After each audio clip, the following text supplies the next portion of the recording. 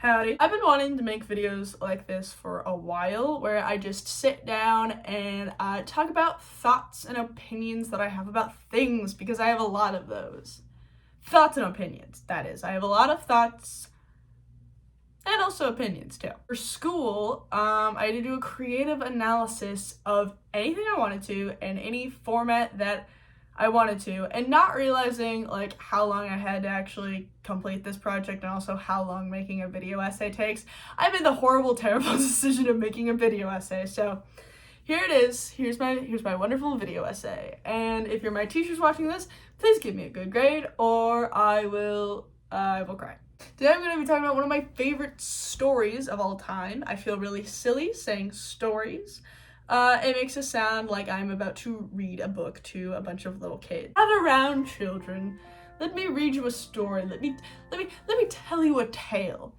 And so the tale I will be talking about today is The Shawshank Redemption. Oh wow, you like The Shawshank Redemption? That's your favorite movie? That's really original and cool of you. Yeah, that's no one else's favorite movie. Yeah, I know it's really basic to say that one of the most popular movies of all time is my favorite movie, but you know what? It's popular for a reason, okay? Because it's good. Alright, let's get into it. Let's get into it.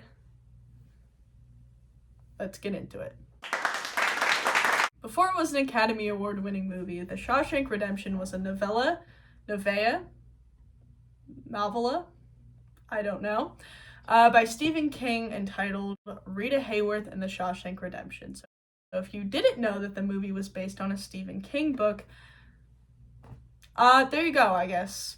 Now you know. A lot of people I tell that to don't know that, and so now you know. Tell your friends at parties. It's a real fun and cool fact.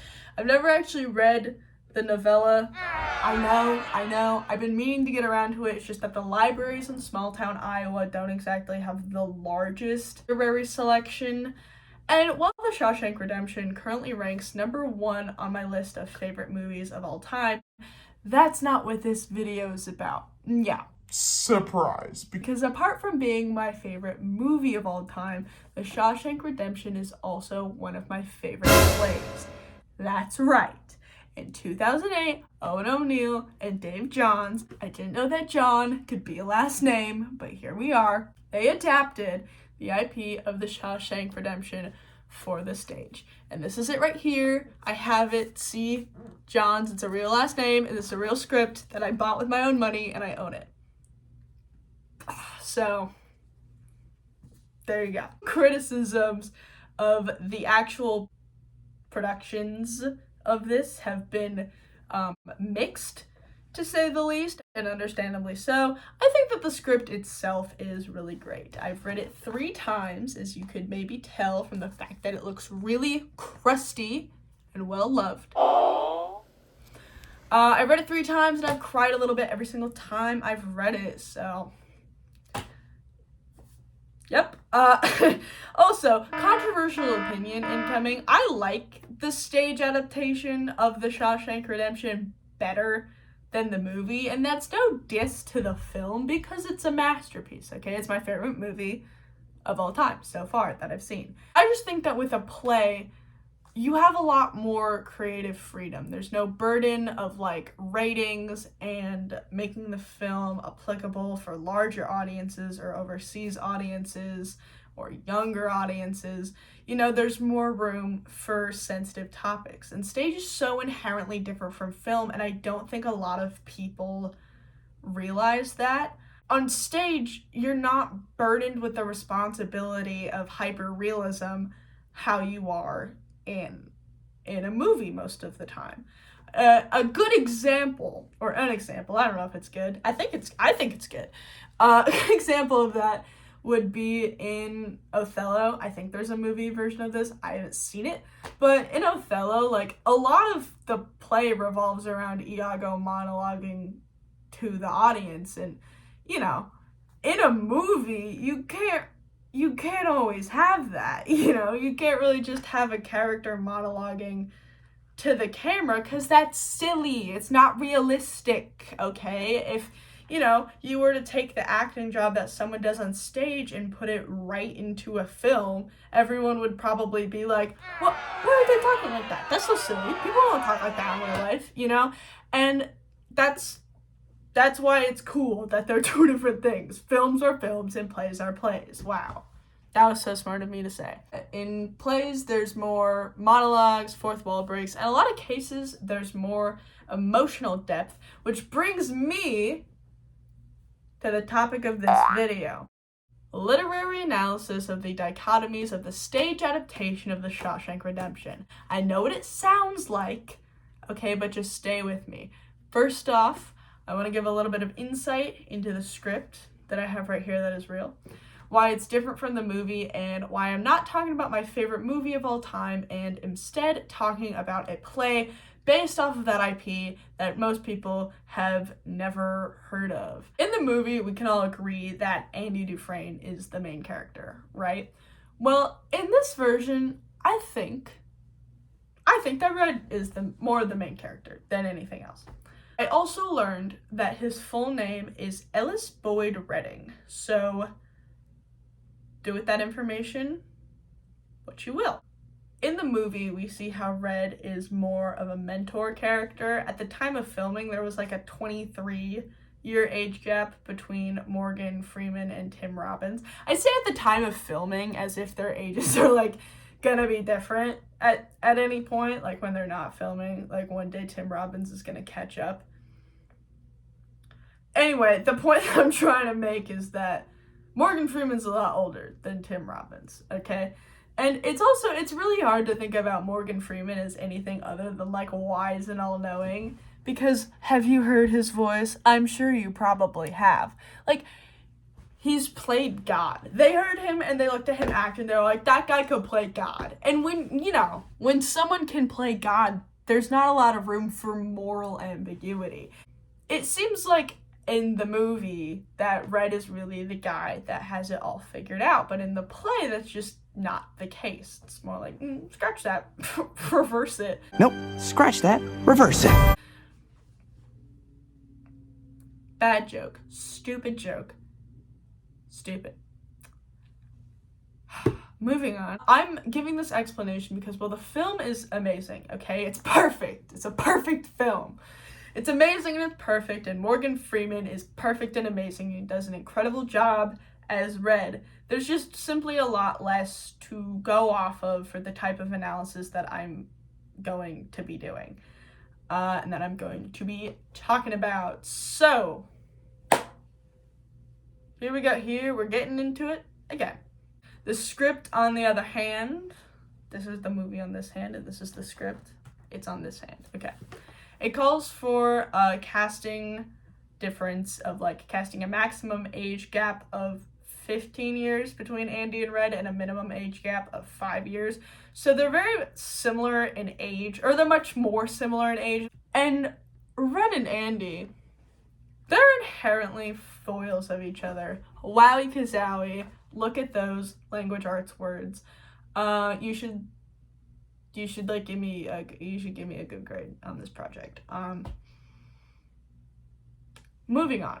Starting with their lives outside of the Shawshank, we know that Andy is very wealthy. He probably comes from a wealthy family as well. He's a banker boy, okay? They bring that up a lot, especially in the play. He's a banker. He's making that money. The Shawshank Redemption takes place at a time when racism towards Irish people was still prevalent, and Red was originally written to be Irish. Yeah, that joke in the movie where he's like, why do they call you Red? And he's like, well, I suppose it's because I'm Irish. And it's really funny because Morgan Freeman is clearly African American. Yeah, that joke is a callback to the original book. Also, the point that I'm making of prejudice, it obviously still works with the more common interpretation of Red being black. We get in the character description of Red that he was married to an older woman with a racist dad, and that pretty much used him as free labor. We never really find out in the movie what Red did, and I think part of that is like we don't want to think less of him as a character. And the same thing with Brooksy. We also never find out what he did in the really old guy. You all know who I'm talking about, the little guy with the bird. We also never find out what he did, and I think a part of that is they don't want us to think less of them as characters, which is understandable. You know, it's a movie, and this is a play, and they're different, believe it or not. We learned that his wife was a really bad person, and she was really mean. She was a mean lady who was also openly having an affair with another man. As far as we can tell, Andy actually loved his wife, like, to a point, obviously. He's just emotionally distant, and that's what leads her into an affair, which he says, like, it's my fault that our marriage was bad, that she started cheating on me. Because he's a banker man, okay? And banker men, they don't have feelings. They don't know how to talk to their wives, okay? If there's one thing we all know. But the most distinct difference between the two is that Red has actually committed murder and Andy is innocent. Yeah, spoiler alert, Andy Dufresne didn't actually do anything wrong and he's innocent. But the movie has been out for 30 years, and if you didn't know that, I don't really feel bad for you. Sucks to suck.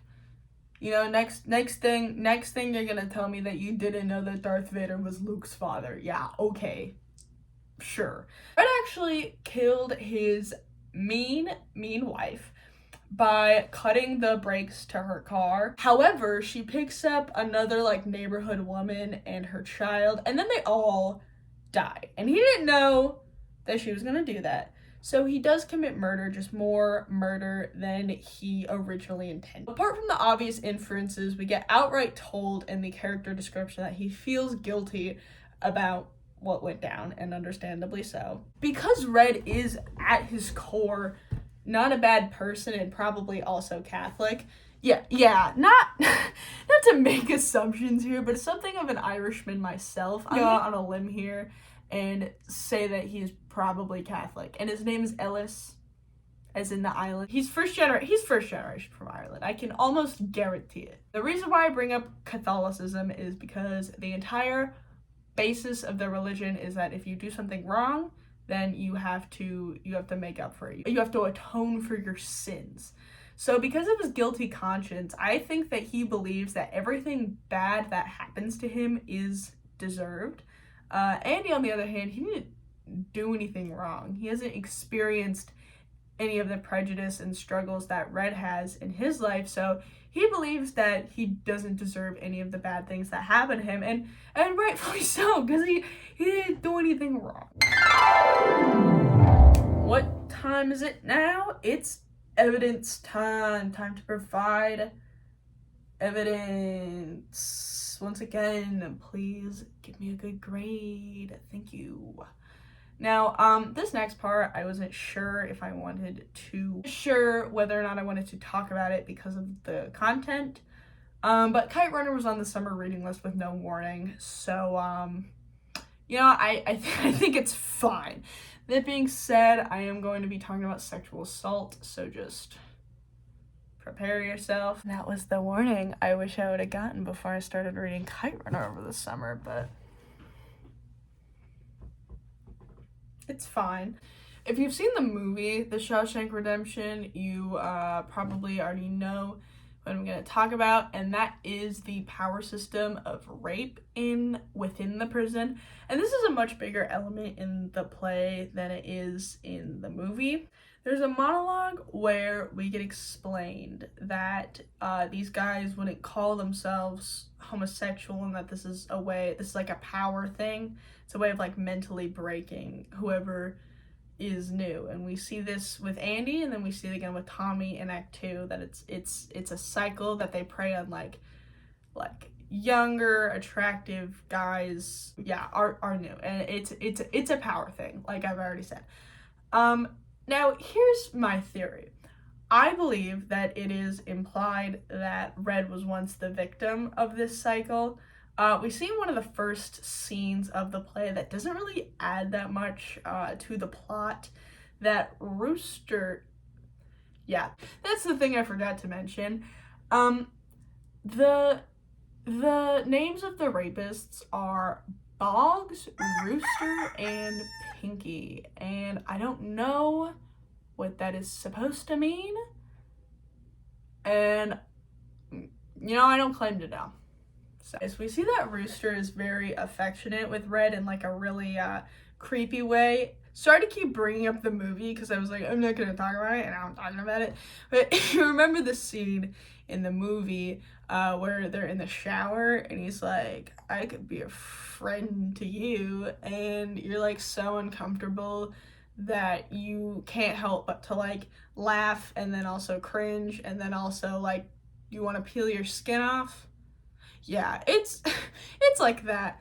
I love how I'm just explaining that like predatory behavior is bad and uncomfortable to watch and read. It's like, yeah. Wow, hot take. I'm having the hot takes over here. Anyways, the scene in question is right after Red gets not paroled because he's smuggling stuff into the prison. That's like his whole thing. He's Mr. Get Things. He gets things. They found the merchandise that he got for Rooster that Rooster has. So Red is upset, obviously, because it's kind of Rooster's fault. And Rooster, yeah, he's all like weird and like sultry kind of about it. I'll put this scene up on screen if you want to read it. I'm not gonna read it because I don't want to throw up. And I feel like that's not too much to ask. But he's very like dismissive of Red, and it's obvious right from the get-go that Red does not like this dude. But at the end of the day, Rooster doesn't care at all. He's really disregarding, he's really degrading. He knows at the end of the day that he's always gonna have more power in the situation, and he's a lot older, and he's really gross. The whole exchange ends with him saying the line, "Until next time, baby," which, ew. Why am I bringing this up? I think it's just a representation, just one of many representations of how Red sort of allows himself to give into, the like power struggles and the institutionalization, I guess you could say, in a way that Andy does not. And you know what? That is enough of that. That is enough of talking about that. Second point I want to bring up is that of hobbies. Yeah, that's a major plot point in this play. As we all know, Andy Dufresne is a rock guy and not the music. Rocks, See, look, rocks. I have some rocks right here, just in case you didn't know what rocks were. That's what rocks are. They look like this. These are my rocks. Andy is really passionate about rocks, okay? And understandably so. They're cool. He asks Red for a rock hammer, which, spoiler, is what he uses to carve through the wall and escape. Again, the movie's been out for 30 years. I don't feel bad about spoiling it. Just go watch the movie, for the love of God. Pretty much every other character is understandably like, why do you want a rock hammer? And Andy is like, because I like rocks. Rocks are my hobby. Oh yeah, I suppose I should probably also explain that in this version of the Shawshank Redemption, Red is like, I don't do hobbies, and I don't do friends. I am just emotionally distant. But Andy has his rocks, obviously, and Red used to be really into trains. I don't really know, dude. I guess there wasn't really a lot going on back then. But Red expresses that he doesn't really care about trains anymore, and he doesn't really care about anything anymore, because he doesn't do hobbies and he doesn't do friends. He's just emotionally distant. And Andy's like, come on, everybody needs a hobby. And he attempts to give Red a train that he carved out of rock. This is a real thing. And Red is like, no, I don't do hobbies, and I don't do friends. I'm just emotionally distant. Then later in the play, after some character development has happened, and they become closer friends. Andy offers him the rock train again, and we are led to believe that he takes it. I don't know, dude. Maybe this is like a metaphor or something? I don't know. Maybe it's like, dare I say, representative of how Andy starts to inspire hope in the mind of Red, slowly convincing him that he's a good person that actually does deserve to experience joy in life. I don't know. Maybe. That's not what I'm saying. All I know is rock. And now, a quick sidebar. Hang on, I feel like I should differentiate this somehow. This is actually a microphone. This is not a ruler. Hello and welcome to a quick sidebar. I'm your host. It's still me. I'm the same person. I just wanted to quickly point out something that I sort of noticed, I sort of realized while I was scripting this video.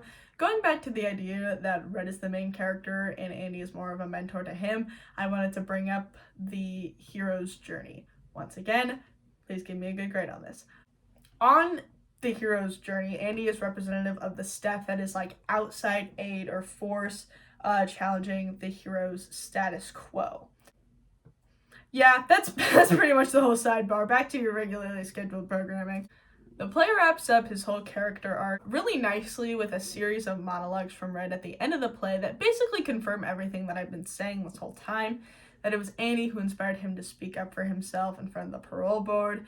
That for the first time in years, he's making decisions and allowing himself to feel excited and hopeful. And what I wanted to get across with these initial differences is that somewhere inside of him, Red wants to be happy. And it wasn't until he met Andy that he actually allows himself to fully realize that. He sees how Andy time and time again refuses to become institutionalized, refuses to give up on himself, and also refuses to give up on the people that he cares about. And that's pretty cool. The last dichotomy, again, please give me a good grade, that I wanted to bring up here in this play, that this play presents, is the spectrum of action versus intent. Some people might be of the very idealist belief that your actions determine what makes you a bad person or not. And I think that the story does a really good job of exploring moral ambiguity. You have someone like Red or Brooks who has done something horrible but now feels remorse, and because at their core they're good people, they allow bad things to happen to themselves. And then you have characters like Rooster and Bog. Again, I'm sorry, what are those names? They know exactly what they're doing and they enjoy it. They enjoy hurting people and they only care about themselves. In the character description of Rooster, there's a line that sums this up pretty well that I would like to read for you presently. The Shank has given him a status that he would have never gained on the outside. Rooster never wants to leave the Shank and glorifies the fact that basically that he's in this position. He never would have succumbed? He never would have became anything. That's the word. He never would have became anything anywhere else except for doing this. Bad stuff. Also, when I was reading these character descriptions, I found something that was a bit silly that I would like to share, and that is he's the first one to suss out Andy, and I just thought that was really silly. And then obviously at the opposite end of the spectrum, you have Andy who hasn't done anything wrong and has a different kind of sense of self-entitlement, and that he's willing to do anything to get what he feels he deserves. But in doing so, he's sort of a master of manipulation, so maybe he's not a shining pillar of morality. I don't know. There's certainly a lot to think about with this, and, the point is that there's not a definitive answer. But I do think that the story is of the belief, and that Andy is also of the belief that it's not your actions that makes someone a good or bad person. I know it sounds cliche, but it's more so who you are as a person. He believes that people like Red and like Brooksy, who have done bad things, still deserve good things in life. So, do with this mushy gray spectrum of morality what you will.